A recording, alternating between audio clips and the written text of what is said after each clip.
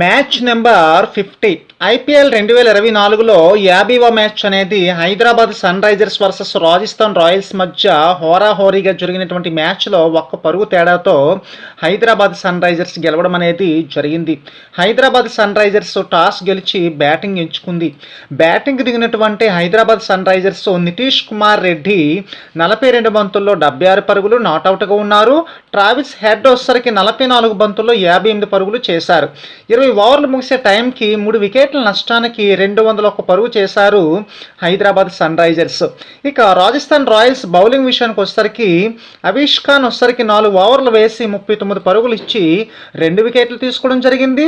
సందీప్ శర్మ వచ్చేసరికి 4 ఓవర్లు వేసి 31 పరుగు ఇచ్చి 1 వికెట్ తీసుకోవడం జరిగింది. ఇక రాజస్థాన్ రాయల్స్ బ్యాటింగ్ విషయానికి వచ్చేసరికి రియాన్ పరాగ్ వచ్చేసరికి 49 బంతుల్లో 77 పరుగులు చేశారు.